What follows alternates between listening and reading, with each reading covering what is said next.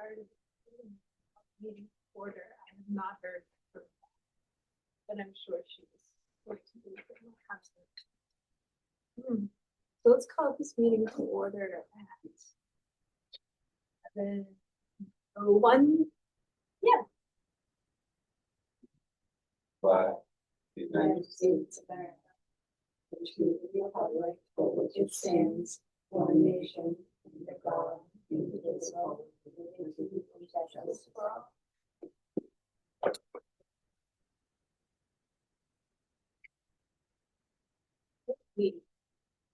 Has everyone had a chance to read this from our last meeting on the 6th of June?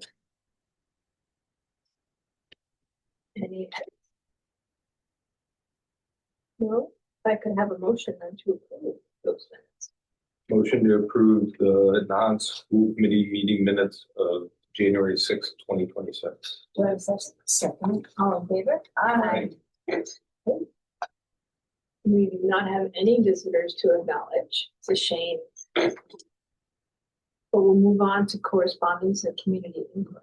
Has anyone received any correspondence? Have you? I didn't really receive community input, but I did see something where people were commenting on the school lunches that have been coming out recently, and just that they seem a little bit not fulfilling and healthy. Like one day it was like a cheese sandwich, another it seemed like a lot of fried stuff time after time. So I did suggest to people who were making these comments to please log in and express your view in a more productive forum. But being that there are no visitors, I just thought that I would just extend that information. I mean, of course, people always have the option of making lunch for their kids if they don't like what's being served, but it did seem like there was a run of things that came out that just were maybe not ideal. So if we could just look into it, I think that would be helpful. Sure, I can do that. That would be great. I had seen actually, to your point, some postings on Facebook. I wish that people though, you know, the anonymous posting on Facebook isn't getting the job done. Like, and I've tried to say to people, if you really want your opinion to be heard, then you should be logging in on Tuesdays at 7 p.m. I'm happy to listen. And the menus are posted on the website, although we had an incident today where the district tab is missing, so we have to try to recover that. But everything is listed there, so families can check for lunch. When I heard about that posting, I went in and looked, and there is like a second choice for salad underneath. So if someone so chooses they don't want the sandwich, they could order the salad in advance. One thing that I do want to point out is that on Fridays, it's a luxury for our sixth graders to order a sub. So that is something that has been offered, I think, for years. Forever. Option. It goes way back to Yeah. me, beyond me. So it's like a little. So it's old. Yeah, and the kids absolutely love it. The complaints are usually around when we have eggplant or something that's like not necessarily a preferred student snack. And again, I mean, people always have the option of sending in lunch. So And I we just, have captains, it's like how, like. Yeah. The options are. pretty limited. Yeah. But again, I also thought it was a good opportunity just to express that if people want their voice to be heard, they should be attending these meetings and making their voice heard. Or even dropping us a note here, letting us know. Directly.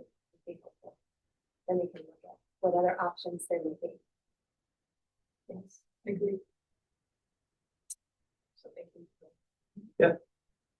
And thank you for. So moving on to the examination and authorization of the bill roll. Yep, grand total is 105, 367.32. Nothing of medium nature, but sped commitments are on there, Scene Collaborative, North Shore Consortium, Children's Hospital, Easter Seals, Landmark is private up. Ely Bus has 2 lanes on there. Isn't that pretty standard? Can I have a motion to approve the bill? Motion to approve the bill roll presented at the January 20th, 2026 Nahant School Committee meeting in the amount of $105,367.32. Second. All in favor? Aye. Moving on to the superintendent's report. Several items, so we put the next bus contract out for bid. A previous one was the 3-year base contract with you. Years after contract since 2000. But you have to bid it out. Supposedly, according to the procurement laws, only able to do 3-year bids, except they will allow a couple of auction years to be offered and voted upon. You took 2 auction years, 4, 5, for contract 3 became 5, and there was no increase for 5. So we had a fairly large increase in year 1 of 8%, reasonable 3 years percent in year 2, year 3 was the same, and then 4, 5 was zero. So that has to be bid out. There's no way to extend it any longer than that, even though the town attorney, Daniel Script, says that the school committee, prior to the opening of the bid, will authorize the superintendent, this is a motion to enter into a contract with a busing company for up to a period of 10 years. So I'm a little bit of a loss of the law and the extensions and all that, but we came back with that specifically because there was a lot of question about who does the authorization. Is it a town meeting? Is it the school committee? All you can find is the old documents. They're signed off by Tony Barletta, Patty, you're on it, Daniel's on it, signed on it on the contract, and then Healy, of course, is signed on it. There's no indication that it ever went to town meeting.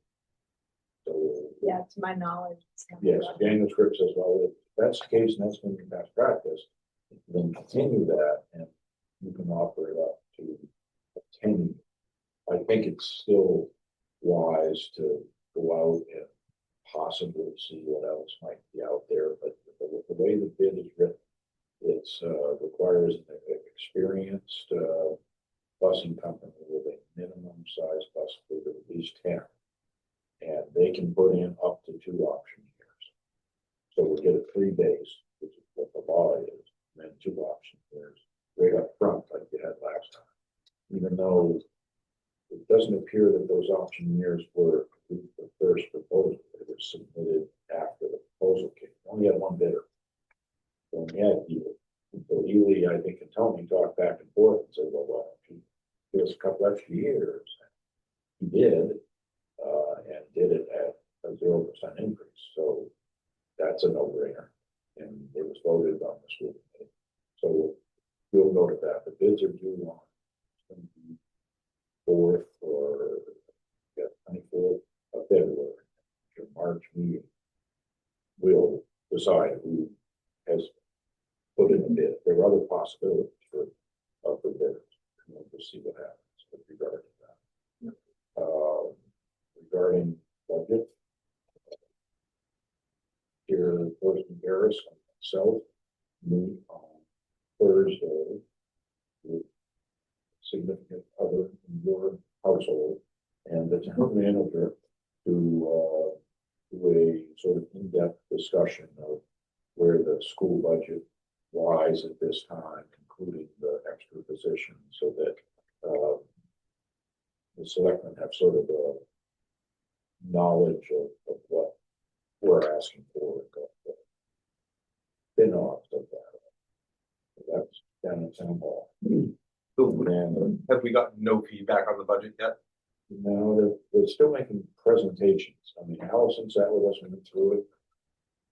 She was very, So the numbers were. yeah, she was very apparent that the first one was to submit a budget. She has no idea holistically what it looks like for the town. So she's waiting for all the other departments to submit those to. I think the topic of override was discussed a little bit, what the realistic possibilities of that are. Allison had the police budget, the fire budget, DPW budgets, those have been due after ours. I put that out. We'll just see how that goes. February 28th, remember, is a school committee meeting. We'll have our public presentation at 6:30 for the start of our regular school. And then, actually 24th, sorry, at 6:30, meeting on the 24th. And February 11th, Chairperson Karis and myself, with counterparts in Swampscott by Zoom, to discuss the sort of basic frameworks of the next tuition contract that we would have with Swampscott. We have another year to go, and then a new contract started, a 5-year contract.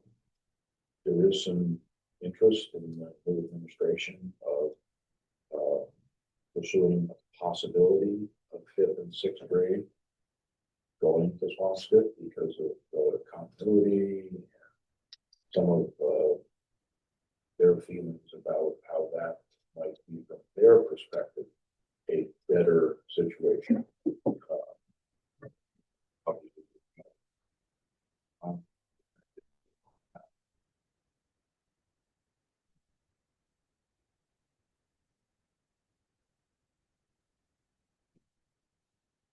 Gone from the approach now. Kids go back forward, but that's a little bit better. Some of the STEM classes, some of them, I think they want to try to express how important they feel that might be. And it would have to be a community discussion, obviously, as to whether that happens. There's some big spin-offs of that. It's just the initial time to talk to them. I don't know how zealous their board did mention to me last summer about that when he got the job. And I said, well, it's a possibility that there'd be a line of thinking that that's one step before the school downsizes to a point that it can't operate at all. And that fear might be there, but kids go here, they have a stake involved, you folks do. But that topic will be one of the discussion. I don't think it'll be a take it or leave it. I think it'll be a sales pitch from their perspective, and we'll have to decide whether we put any traction to that. Yeah, and that's a discussion that I'd like to have with everybody about the committee as well. We don't This have has any- been going on for several years. now. And the difference in the last 2 or 3 year scenarios, those 6th grade classes, especially, are very tiny. Well, you sent longer, and you didn't send the next grade. But there are We're other. not kids having a lot of that are attrition, going and now you're talking about 18, 20, whatever, are if they stay with us, which they've stayed in the ballgame so far, we haven't seen that contraction, then you're talking about a fairly large population there. And what that does to specialists who already are doing something of an FTE equivalent, now they're downsized to the point where they say, sorry, I can't play that game. We can't sort of go back and forth. Have one small group of 6 kids or whatever.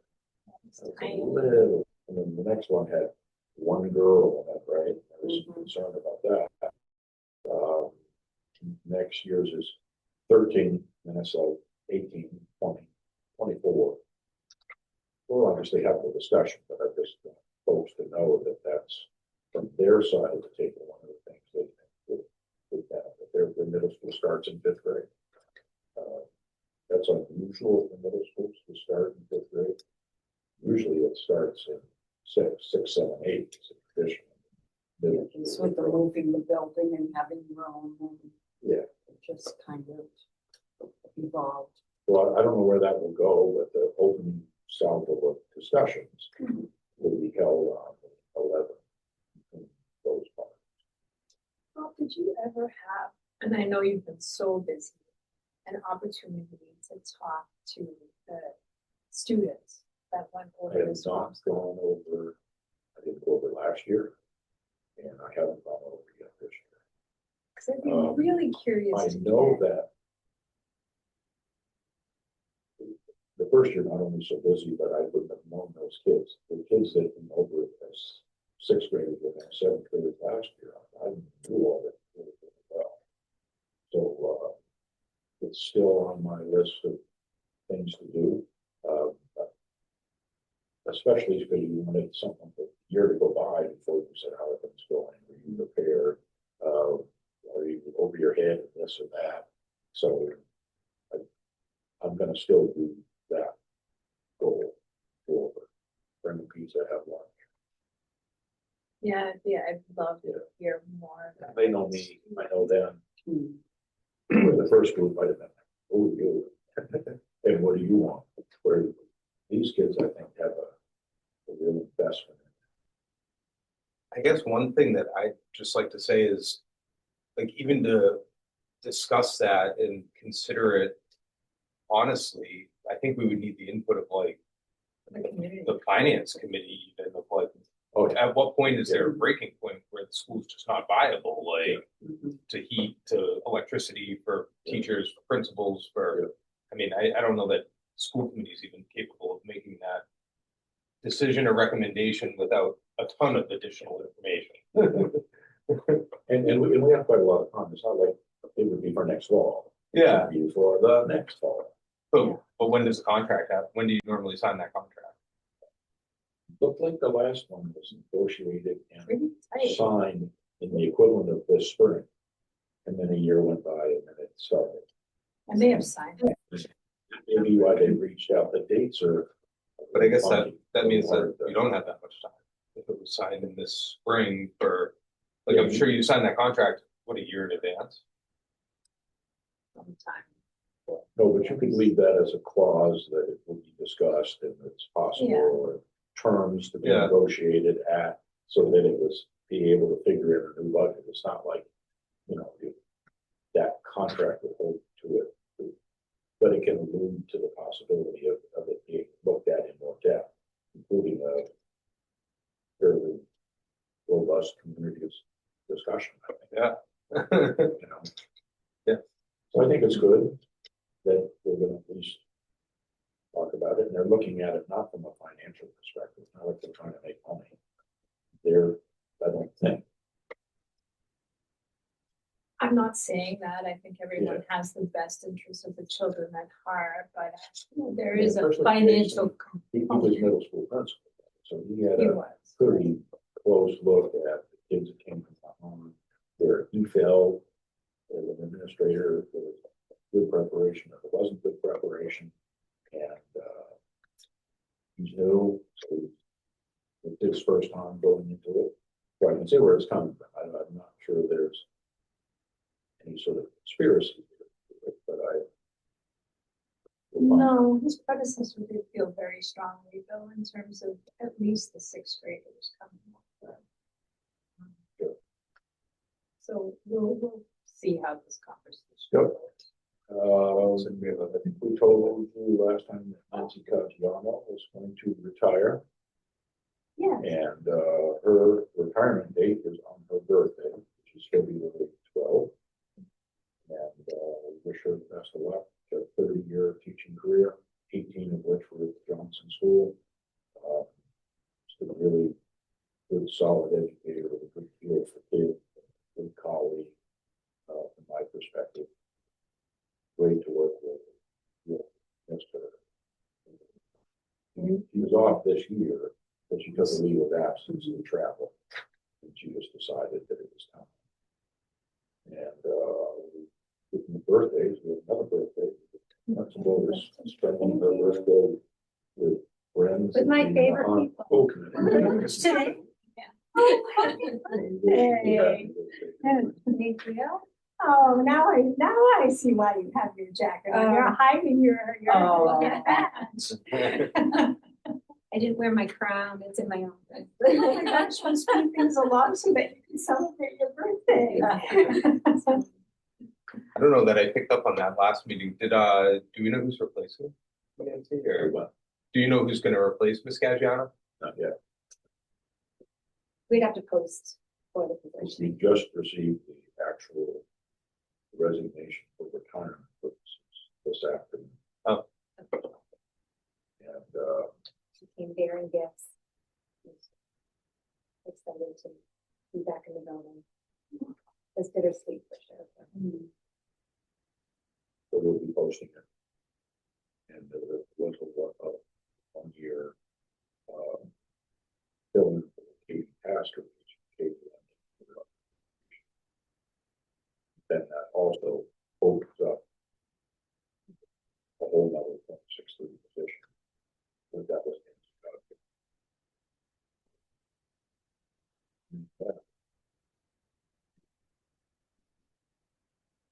It my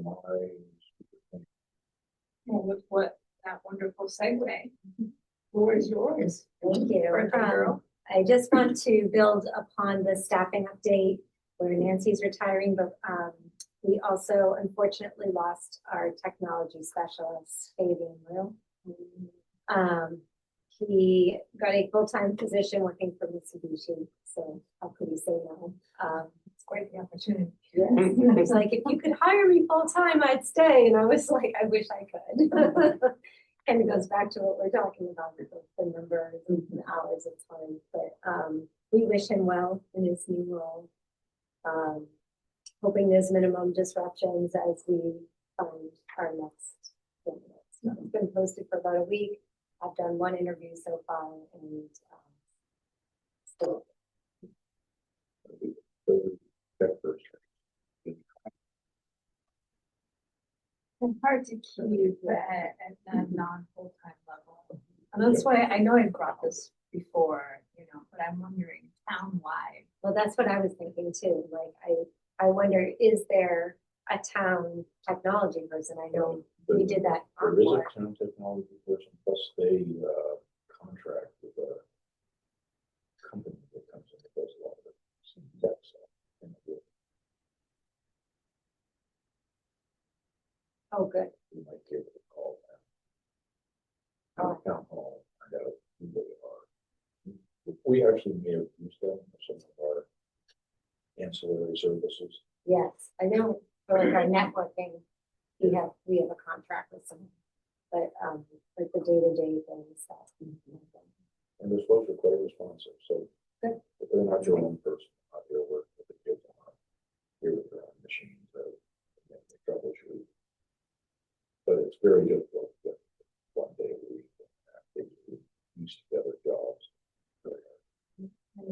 Unless someone is on the verge of retiring in a position, but what are the odds of finding that? So I've been wearing the technology specialist hat as well.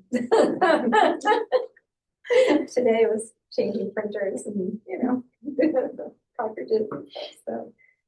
Yeah, we're making it work. Where's that position posted? School Spring, and I also put it on LinkedIn. That's how I found Fabian, was through LinkedIn. Because What kind of, is it something that we should put on the Nahant residence page? Like, can we do that to see if If there's someone in Someone in town? you can always copy and paste the link because it goes to an electronic. Yeah, absolutely. Go to schoolspring.com and you'll have it. It's there. They have a copy link that you can share. So the more we share out our posting. Is it on the town website too? I don't think that our positions get put onto the town website, but we could, I can ask them if we can see. That'd be helpful.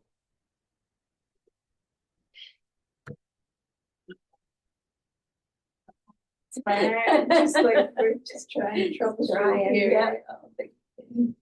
And it has to like, there's so many things, like they have to know how to, you know, go between platforms for Mac and, because all educational things are like through Google.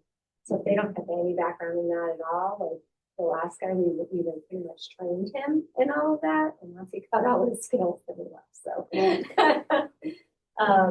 Yeah, it was just hard when you don't have that, like the full time, that's not, we don't need that, so.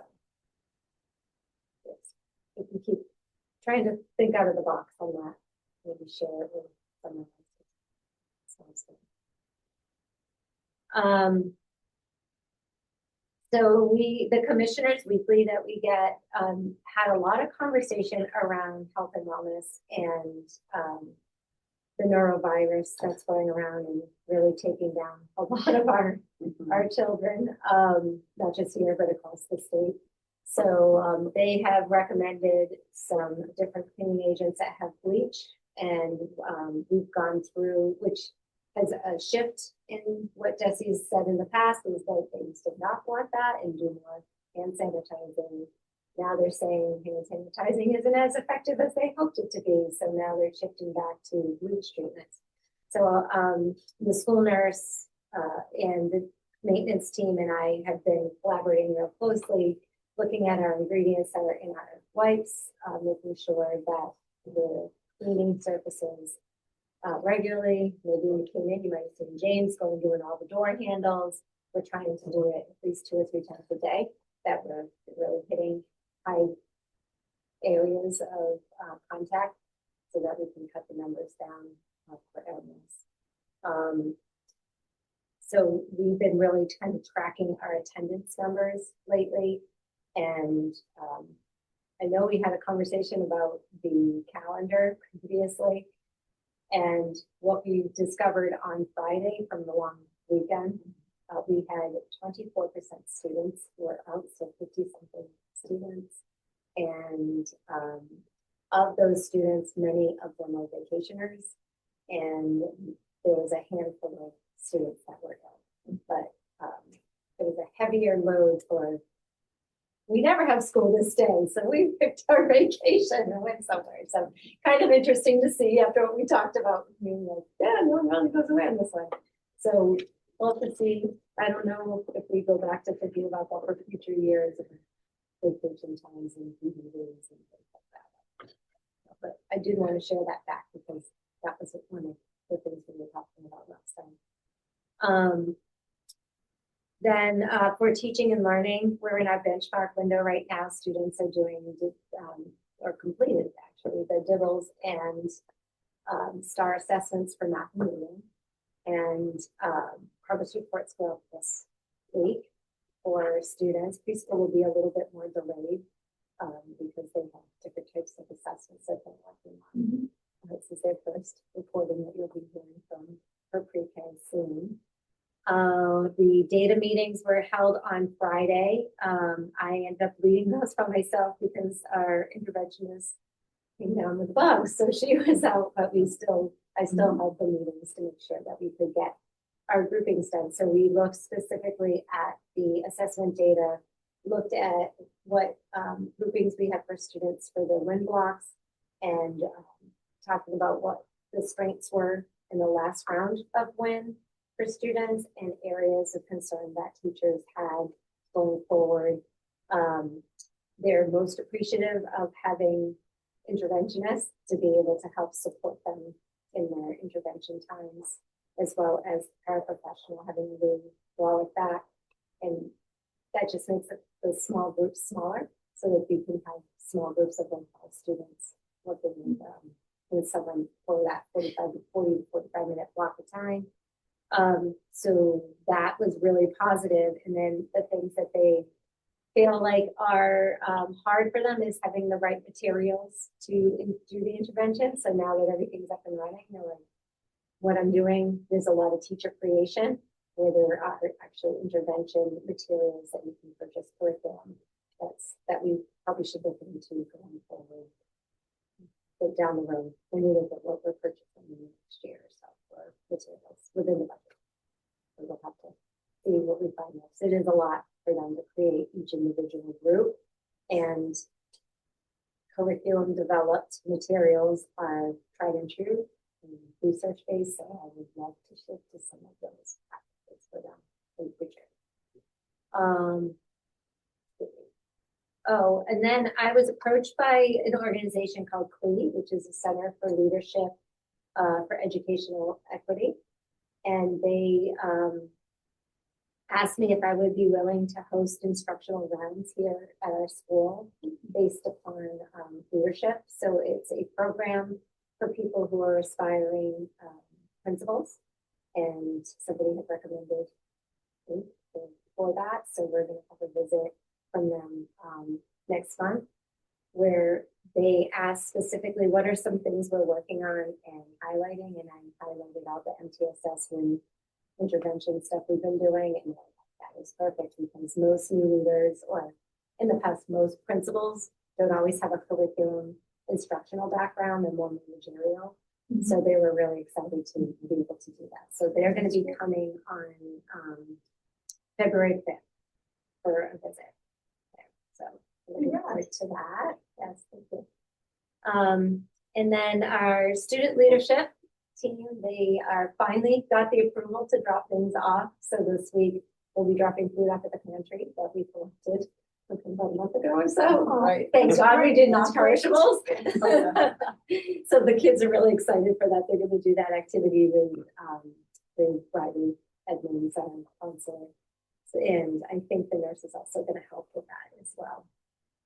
Today we had a visit from outside consultant named Jake Galuski, and he's an experienced ABA therapist who works with students with behavioral needs, and we've had some uptick of behavioral needs in the school in the primary grades. So we were able to contract him to come today and work with our preschool, kindergarten, and first grade paraprofessionals, and helping them to get the skills they need to support the classroom teachers, and making sure that we can start to find skills and strategies that they need to kind of help support in these roles.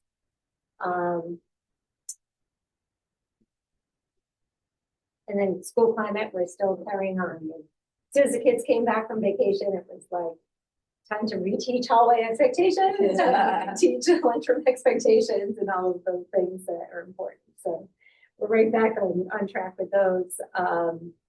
And that is all I have for my report. Just that, yeah. I know all of that. So I believe we already discussed personnel updates. So in terms of old business.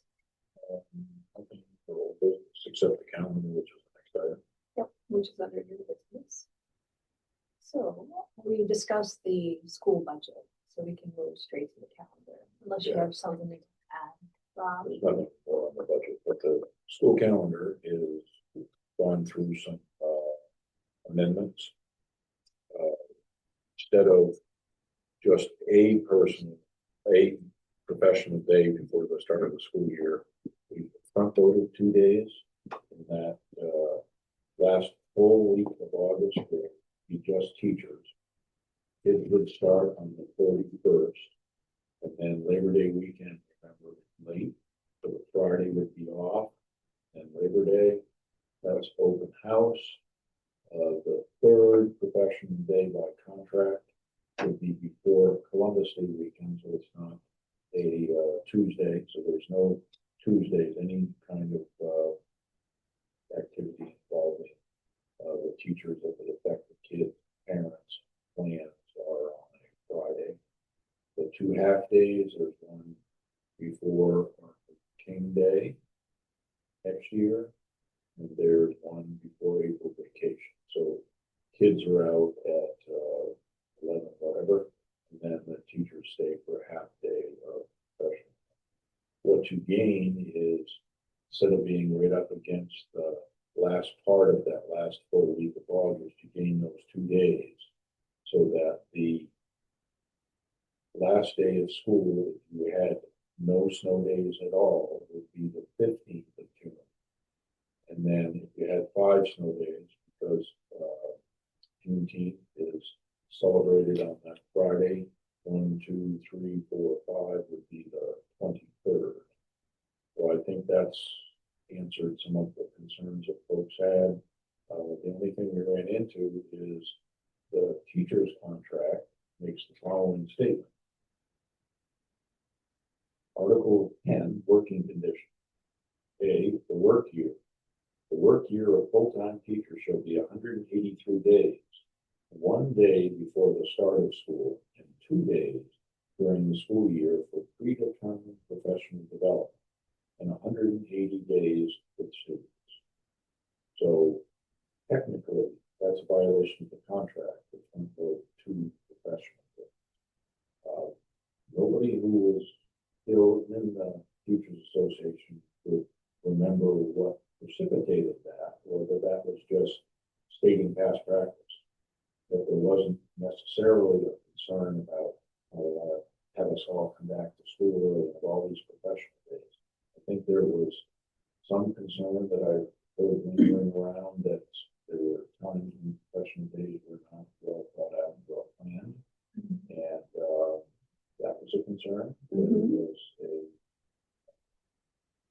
very important time and potential for improvement, and it wasn't always in the nature of that. We asked the teachers if we have any problem with us doing 2 professional days at the start of the school year. And they surveyed their entire group and said, no, as long as that Friday is well planned. They felt the same way about not having a late. Whether they would, in an earlier Labor Day, want those days to be up front, I think they would hold on to the clause and saying, we gave you a waiver, we gave you a pass. We'll see how it goes. But we're not going to give that away. But there was no objection to that. There's going to be no grievance. So I gave them until like last Friday or whatever to weigh in as a group, and they said, well, we're good with it.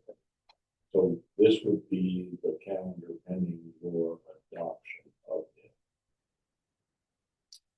Any concerns looking at this version?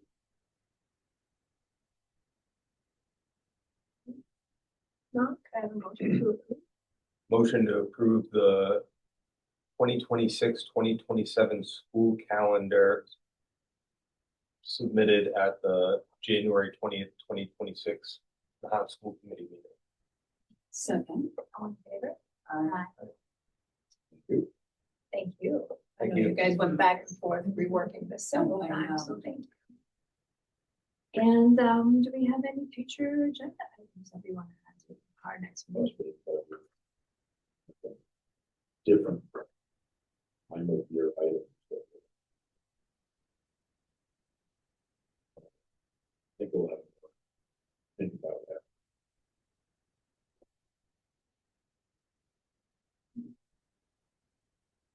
Interest of,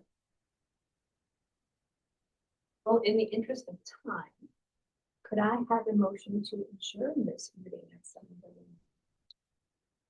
Motion to adjourn at 7:39 p.m. Second. All in favor? Aye. Aye. Good night.